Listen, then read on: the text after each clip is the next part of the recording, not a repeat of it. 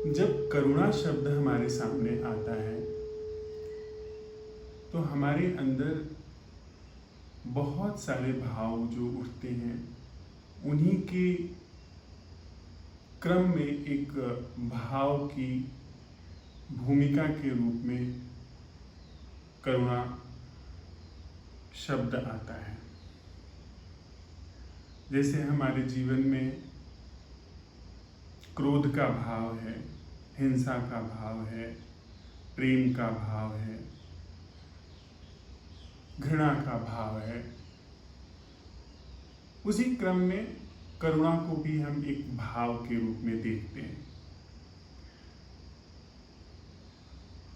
लेकिन जिसे करुणा कहा जाता है वह वस्तुतः शायद भाव नहीं है। वह किन्हीं संदर्भों में जिस तरह से हम भावों को जानते हैं,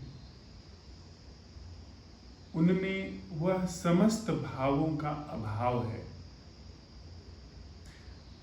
हम जिस तरीके से भावों को जानते हैं, समझते हैं, जिस तरह की भावुकता से हम परिचित हैं, उसमें एक भावुक बोध करने वाला केंद्र होता है।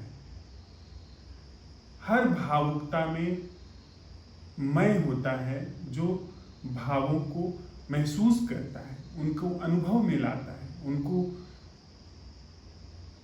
यह समझता है यह मुझे हो रहा है। लेकिन जब करुणा की बात आती है, जब करुणा के बोध के सत्यापन में हम उतरते हैं, तो संभवतः यह भाव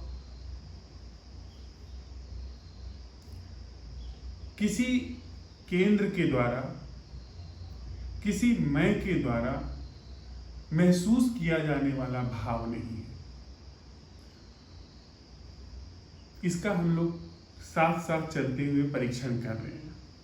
जब भी करुणा शब्द आता है, हमारे अंदर एक ख्याल उभर करके आता है कि कोई है जो हमारी दीन दुखी दशा पर करुणा करके हमको उबार सकता है, या कोई है जो दुखी है, संतप्त है, विषादग्रस्त है, अवसादग्रस्त है, उस पर हम रहम करके उसको उसके विषाद से, दुख से, पीड़ा से मुक्त करने में सहयोगी हो सकते हैं। हमेशा हमें करुणा का जो हमारे अंदर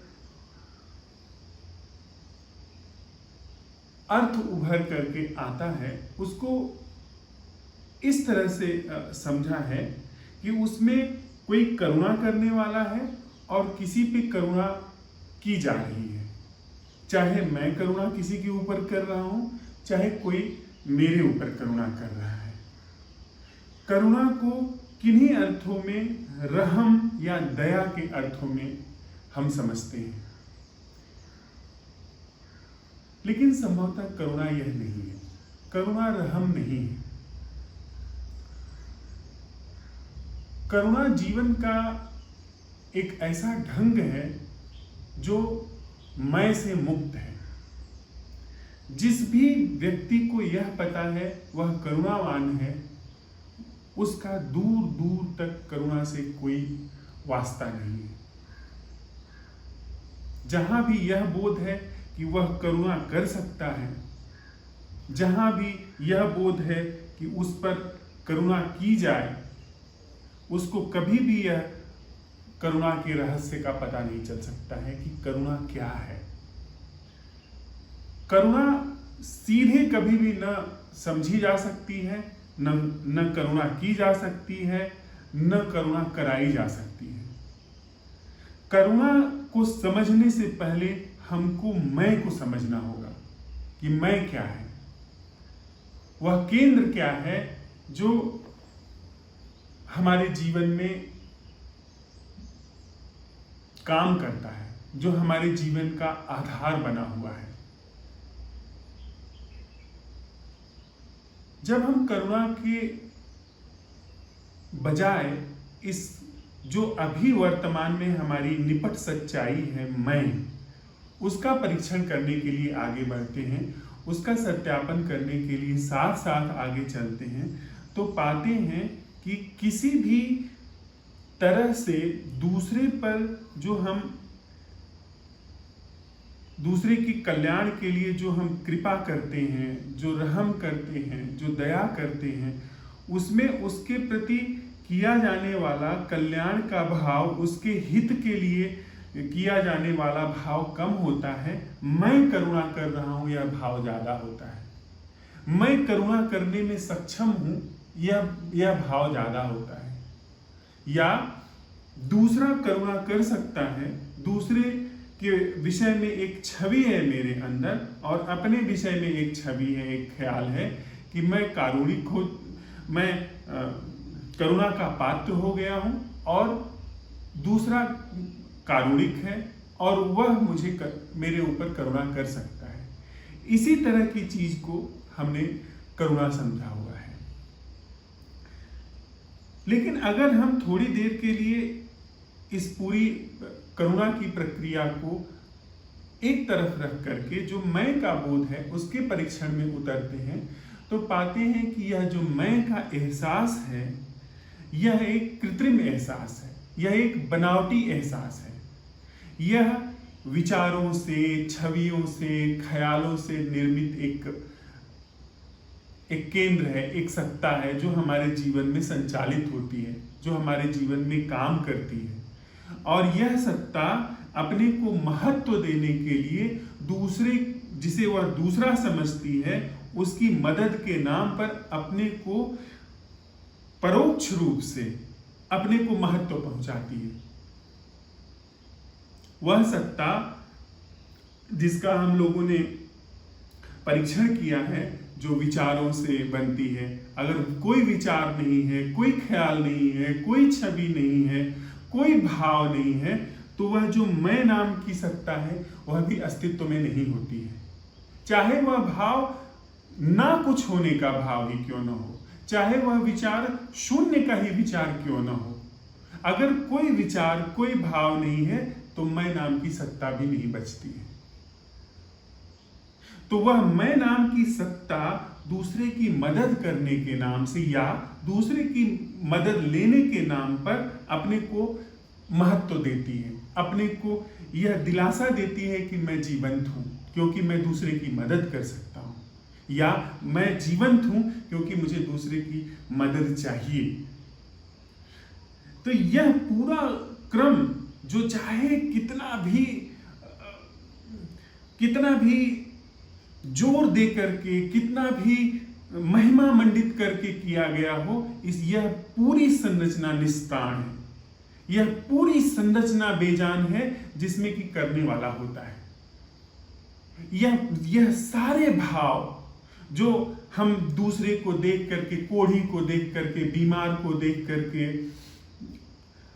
गरीब को देख करके, विपन्न को देख करके, कमजोर को देख करके हमारे अंदर एक भाव उठता है कि हम उसकी मदद कर सकते हैं, या दूसरे से हमको अपने को दिखा करके हम दीनहीन हैं, हम तो कुछ नहीं हैं, हम तो बहुत संतप्त हैं, पीड़ित हैं, दुखी हैं, इसलिए हमारी मदद की जाए, इस नाम से वस्तुतः हम अपने को सिद्ध करते हैं, अपने खोखलेपन को, अपने मिथ्यत्व को, अपने खालीपन को भरने की कोशिश करते हैं। इस पूरी संरचना के माध्यम से यह हम अपने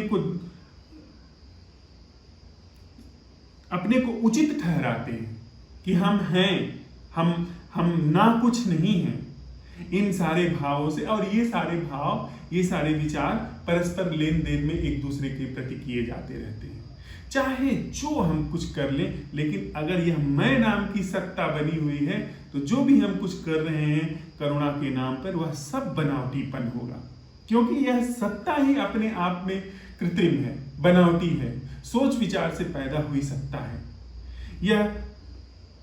यह जो सत्ता मैं नाम की है, यह सत्ता ख्यालों से बनी हुई सत्ता है, यह जो मैं नाम की सत्ता है, ये छवियों से बनी हुई सत्ता है। यह मैं नाम की जो सत्ता है, यह हजार तरीके की परिस्थितियों का परिणाम है, हजार तरीके की स्थितियों के संघर्ष का जोड़ का परिणाम है, जिसे हम मैं नाम देते हैं। हजार तरीके के सुझावों, न जाने कितने तरीके के सम्मोहनों का परिणाम है, जिसे हम मैं नाम देते हैं, जो हमारे पूरे जीवन में बहुत डोमिनेंट होकर के काम करती है। और यह सत्ता जो भी कुछ करती है, वह चाहे जितना बलपूर्वक करे, चाहे जितना तथाकथित रूप से हृदय पूर्वक करे, वह सत्ता, उस सत्ता से पैदा होने वाला कोई भी कर्म कभी भी जीवंत नहीं हो सकता। चाहे उन सारे कर्मों के लिए हम करुणा शब्द ले लें, चाहे उन सारे कर्मों के लिए, उन सारे भावों के लिए हम कोई महिमा मंडित ख्याल बना लें, लेकिन वह बुरा भी नहीं है, वह निर्जीव है, निष्प्राण है, बनावटी है। वह निम्न भी नहीं है। जो उच्च नहीं है वो निम्न क्या होगा? वह उच्चता निम्नता की बात दरकिनार, वह कृत्रिम है, वह बनावटी है। उसका वैसे ही अंतर है जैसे कि एक रोबोट का और एक जीवंत मनुष्य का।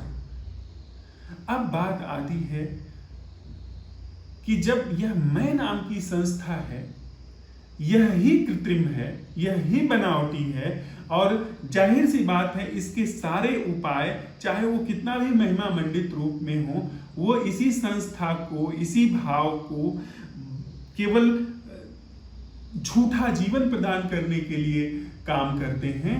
तो फिर करुणा क्या है? वह परम जीवन क्या है? वह परम प्रसाद क्या है, जो किन्हीं किन्हीं लोगों ने उसकी तरफ इशारा किया हुआ है।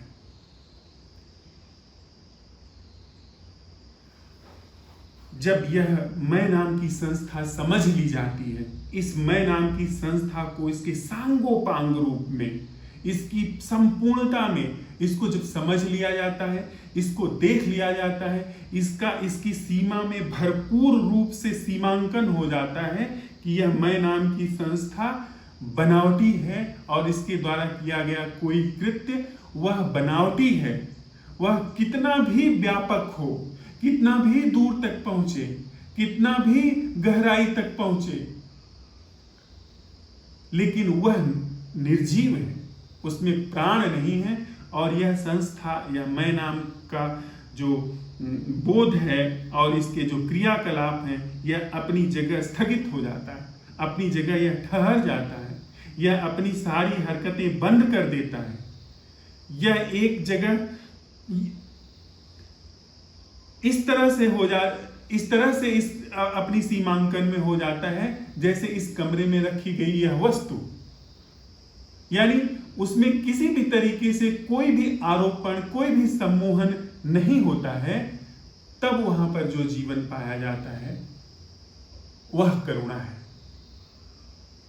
जहां पर मैं का बोध, मैं की पूरी सत्ता पूरी तरीके से समाप्त हो गई है, वहां जो जीवन चलता है, उससे जो उस जीवन के जीने में जो चीज उसकी परछाई के रूप में चलती है, वह करुणा है।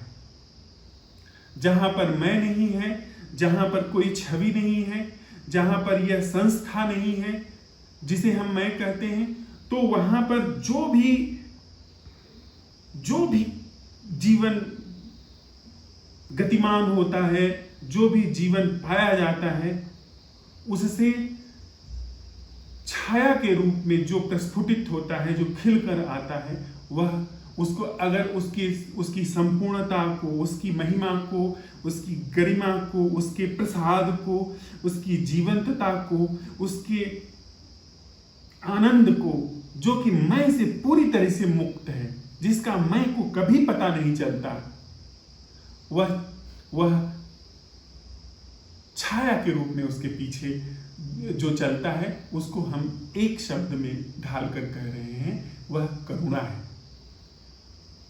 वह करुणा ऐसे ही काम करती है जो अभी से बिल्कुल विपरीत है।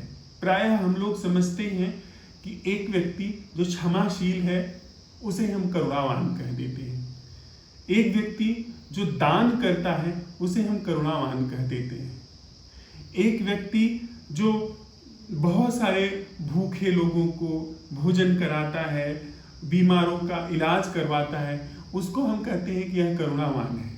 या एक व्यक्ति जो सामर्थ्यवान है, जो किसी भी तरह से समाज की संरचना में किसी एक विशेष जगह पर स्थापित होकर के जिसने सामर्थ्य हासिल कर ली है, धन के माध्यम से, पद के माध्यम से, सुविधाओं के माध्यम से, उससे जब हम अपेक्षा करते हैं तो उसके द्वारा की गई अपेक्षा को हम करुणा नाम से पुकारते हैं। लेकिन यह जो जिस करुणा का अनुसंधान हमने अभी किया, यह करुणा इस तरह की चीजों से गुणात्मक रूप से, बुनियादी रूप से बिल्कुल भी अनूठी है, बिल्कुल भी भिन्न है। हम जिसको दान कहते हैं उसको करुणा का एक स्वरूप कहते हैं, लेकिन कोई भी चीज दान करने से पहले आपके पास उस चीज का मालिकाना हक होना चाहिए, आपके पास परिग्रह होना चाहिए, तभी आपको यह बोध होगा कि आपने दान किया है। यह करुणा नहीं है। कभी आप किसी व्यक्ति के आपके ऊपर किए गए अपराध पर, आपको पहुंचाई गई चोट पर जब आप उसको क्षमा कर देते हैं तो आप उसको कहते हैं कि आपने करुणावश उसको क्षमा कर दिया। यह करुणा नहीं है। क्षमा करने से पहले नाराजगी होनी चाहिए। अगर नाराजगी नहीं है तो आप क्षमा नहीं कर पाएंगे। किसी भी व्यक्ति के ऊपर आप उसका सहयोग करने के लिए यदि किसी कारण से बंधे हुए हैं कि वह आपका देशवासी है या आपके परिवार का है, आपके समाज का हिस्सा है और उसके लिए आप कोई काम करते हैं, आपके समुदाय का है, आपके संघ का है, इसके लिए आप उसमें संलग्न होकर के जी जान से जी तोड़ करके आप वहाँ यत्न करके अपना सहयोग देते हैं, अपनी सुविधा, अपना धन, अपनी संपन्नता को वहाँ पर ले जाकर के बिखेरते हैं, जिसे आप संपन्नता कहते हैं। वह करुणा नहीं है। करुणा वह है जिसमें करुणावान की कोई सत्ता नहीं है। जो सच में जहां पे करुणा घटित होगी वहां पे क्षमा का दूर दूर तक कोई नामो निशान नहीं होगा। वहां पे नाराजगी ही नहीं घटित होगी, क्षमा का अस्तित्व ही कहां होगा। वहां पे जिस पर नाराजगी घटित होती है, जिस जमीन पर नाराजगी घटित होती है, जिस छवि को चोट पहुंचती है और नाराजगी घटित होती है, वह छवि और उस छवि की संपूर्ण संरचना ही अस्तित्व में नहीं है, तो नाराजगी ही नहीं होगी तो क्षमा कहां से होगी। जहां पर इस समूचे अस्तित्व में थोड़ी सी चीज, थोड़ी सी सुविधाओं या बहुत सारी चीज, बहुत सारी सुविधाओं, धन का और सामर्थ्य का, अधिकार का दावा कर लिया जाता है, उस पर आप काबिज हो जाते हैं और इसके बाद उसके माध्यम से आप जब किसी को सहयोग करते हैं तो उसको हम दान कहते हैं। लेकिन जहां पे सही अर्थों में अगर करुणा होगी तो वहां पर यह इस दुनिया में एक तिल भर की चीज पर, एक घास के तिनके पर भी कोई कब्जा जमाने वाला, अपना अधिकार जमाने वाला ही कोई नहीं है। वह छवि जो अधिकार जमाने के नाम पर अपने को पोषित करती है, अपने को पुष्ट करती है, वह मैं नाम की संस्था, वह मैं नाम का बोध जो चीजों पर मालिकाना हक जमा करके, जो पद पर, यश पर मालिकाना हक जमा करके उन पर पहुंच करके अपने को पुष्ट करता है, अपने को यह समझता है मैं कुछ हूं, ऐसी कोई संस्था ही अगर नहीं है तो कहां से वह दान करेगा। वहां परिग्रह ही नहीं है तो वहां दान कैसा होगा। वहां चीजें आएंगी और चली जाएंगी, उसको खबर भी नहीं होगी कि उससे कुछ हुआ है। तो जहां पर मैं का संपूर्ण अवसान है, जहां पर मैं की छाया भी नहीं है, वहां पर करुणा परछाई की तरह काम करती है, परछाई की तरह आती है। जहां पर मैं है जहां पर मैं की संस्था प्रत्यक्ष रूप से, अप्रत्यक्ष रूप से, अपरोक्ष रूप से विद्यमान है, वहां पर करुणा का लेश मात्र भी अस्तित्व नहीं होता है। वैसे ही जैसे जागरण के बाद स्वप्न में पाई गई पदवी का, स्वप्न में पाए गए धन का कोई अस्तित्व नहीं होता है,